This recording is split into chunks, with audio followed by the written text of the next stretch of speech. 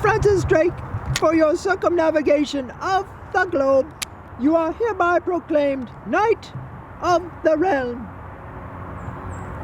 My Majesty, my humble thanks.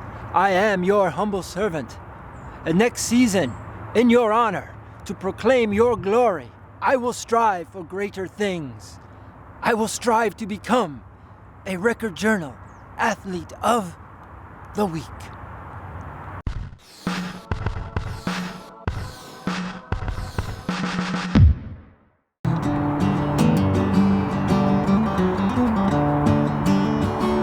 Good morning, good afternoon, good evening, whenever you may happen to be tuning in. I am Brian Carpenter, sports editor of the Meriden Record Journal, and welcome to, what do we call this, Aaron? Season wrap, I guess, brother, because it's really not week 9, because all of our fall athletes of the weeks, they are in the books. 8 in, 8 out, 48 athletes of the week all together. We have our final 2 winners this week, Aaron. Do you know who they are? You do, because you are such a clever and smart man. We're going to turn it over to our man, Shawnee Crofsick. Shawnee, tell me who the male athlete of the week was. All right, this is Sean Crofsick, and we're here at Southington High with Jackson Ryszewski. He is a senior defensive end. Jack, congratulations on being Athlete of the Week. Thank you. What does it mean to you to be the next Blue Knight to be Athlete of the Week? It's very nice. Yeah. We have a great program, and Coach Jury helps us a lot with how we play, and I would like to see he's the reason why for most of the success on that. Yeah, what's it like playing for Coach? It's great. He's very tough on us, but we need that. It's great. So, yeah. So that game you had, I have to look at these numbers. I mean, this is incredible. 47-14 win. You had 5 sacks, 11 tackles. Tell me about that game. Yeah, it was great. Yeah. We put a lot of game planning on for the quarterback because we knew he can run a lot, Yeah. and he tended to do that. So that was probably a big factor in the 5 sacks. Yeah. Also, the Aaron Borkowski, the sophomore linebacker, he helped a lot in keeping Cage. So I'd like to thank him on that. Yeah. So what's the feeling like, when you get a sack and then another, what's that feeling, that adrenaline rush when you keep getting those sacks like that? Yeah, it's exactly that. It's just a straight adrenaline rush. And then you come up and then you see your teammates just in your face getting excited. It's just a great feeling. What's it been like being a part of this team this year and the success you guys have had? It's great. We've all worked together in the off season, and then coming into this season, we've put a bunch of time in. It's great to see us improve since game 1 and between each week. So tell me about your strategy, as defensive end, getting to the quarterback like you have been. I'm more of a physical type of guy. I tend to use a lot of bull rush and push-pull, where Austin's more of a speed guy. Mm-hmm. So we have like the polar opposites on the end. So that's more my approach. So what are your expectations for the end of the year? End year, playoffs. That's all I gotta say. We're gonna get in the playoffs. We're gonna do some damage in there, and go as far as we want. Yeah. How much does that motivate you guys to have a deep run in the playoffs this year? It helps a lot. We know we're capable of a lot of stuff. We've been playing at a great level, and then we hope to continue to do that. All right, very good. Thank you for meeting with us Thank today. you. Congratulations. Thank you. Thank you. Very good.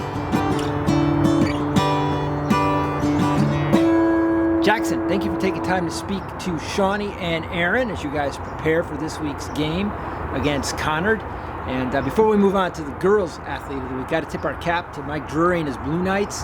They are 7-1 in position for a Class LL playoff berth. And also, of course, to Kevin Frederick and his Maloney Spartans, man, number 2 in Class L. He just really wailed on an undefeated Hall team. And, man, what a performance. Combine that with the win over at Xavier, and Maloney is now number 5 in the day's coaches poll, and deservedly so. Boy, Maloney and Southington on track for playoff berths. Sheehan at 5-3, they need to win out and need a little help to get in Class S and get a chance to defend their Class 8 state Class S state championship. We'll see what happens on the football front over the weeks to come. We're looking forward to our Thanksgiving Day games. For now, we got to get to our final Girls Athlete of the Week. Shawnee, bring it to me, brother.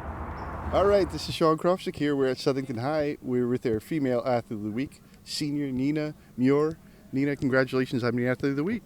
Thank you. Yeah, what does it mean to you to be honored and get all those votes that you got? Yeah, it just shows how much support I have here at the high school. I know that the football team was obviously rooting for Jackson, so having them rooting for me too meant a lot. Yeah, it was a Southington sweep. So, yeah.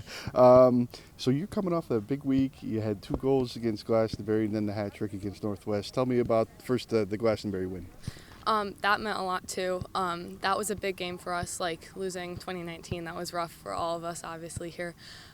So I think winning that really showed we can do it. I think that we still have so much more potential, and I think that these next few games will hopefully show that. Mm-hmm. And how about, the finishing it off the regular season with the hat trick? I think that also meant a lot. Mm-hmm. That was a tough game on the grass. Obviously, we're not used to that, but I think that shows that we can really adapt to it. Obviously, I had assists in that game, so it shows that my teammates too really support me through all of the season with all the previous goals as well. What's made this team so good this year? Honestly, when I was a freshman, I didn't talk to the seniors as much as our seniors talked to our freshmen. I think that this year's very family-like, which I love about that. So yeah, the family aspect. How excited are you for the postseason? I'm so excited. I love this team, and I know that I'll be able to hang out with all of them as well after the season's over. So I think that that's something to look forward to for sure. So what's been the main reason for your big scoring spurt, with 5 goals in the last 2 games? I don't know. Honestly, I've had my dry spots where I didn't score at all in games, and I think that the end of the season really just encouraged me to push it even more because obviously it's my senior year, and I think that really pushed me to keep going. What's your favorite way to celebrate a goal? Running up to the team. I love the post-scoring hugs. Jess Carr, actually, after the goal, she ran up to me, literally in my arms, jumped up. So that was very nice. Love it. Awesome. Well, thank you for meeting with us today. Congratulations. Thank you. Yeah, of course. Thank you. Nina, thank you for taking time to speak with Sean and Aaron prior to Monday's tournament game against Darien. And unfortunately, that was the end of the line for Nina and the Lady Knights. They lost 3-2 to Darien in overtime. Heck of a season, though, for Mike Linehan and his girls. It's quite a program they got over there at Southington. And this year was right up there. Next year, I'm sure, will be just as well, though Southington will miss the services of Miss Nina Muir, who was part of that 2019 team that reached the state final, and, of course, last year's undefeated team as well, that unfortunately didn't get a chance to play for a state championship. Hey, that said, before we sign off, a couple things we got to mention. Aaron, you saw the voting totals. Listen, with the girls, Nina Muir won, but I got to say, Cassidy Colachico over at Maloney, the sophomore goaltender, man, she was right up there, and both girls got a ton of votes. Record turnout. It was extremely close. I could do percentages and all that, but it's early in the morning, and my math mind just doesn't work before noon. Suffice it to say, Cassidy Colachico, you were right up there, and man, you talk about support. Maloney girls soccer, they had it. They had 2 winners in Molly Marcus and Mackenzie McCormick and Cassidy Colachico. Boy, you came very, very close. Hey, that said, we want to wish Coach Owen McClure and his Spartans luck as they go into the Class LL State Tournament. Number 2 seed, best season ever, program history. What a year. They host Danbury on Wednesday night. In fact, when you're watching this at 6 o'clock, I hope really you're at Falcon Field instead watching the Maloney Spartans playing the Danbury Hatters and then just checking us out later in the week.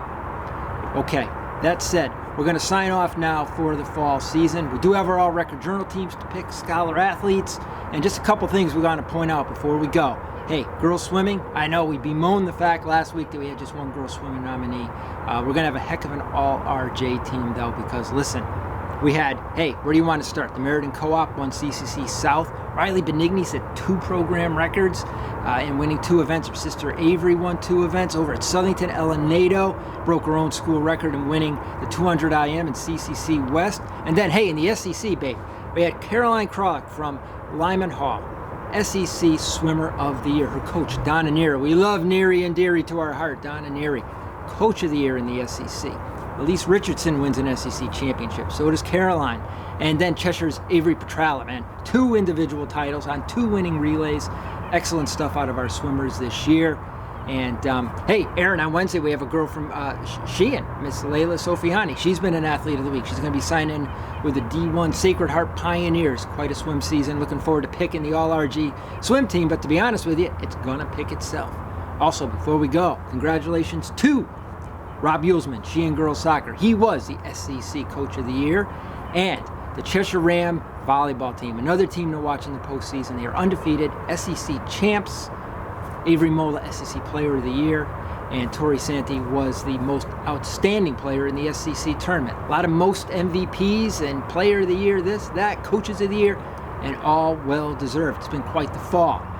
As always, I am Brian Carpenter, sports editor of the Meriden Record Journal. Appreciate you tuning in. My man Aaron running all over the place. Aaron really gets mad at me for sending him here and there, but he's such a good sport. He always goes. My man Shawnee Crofsick, same thing. And Ron Buck and all the guys who go out Friday nights working those crowded press boxes, people breathing down their neck to wrap up the stories. Thank you very much for all your work. Thank you very much for voting, folks. We'll catch you back here in January, brothers. Be good.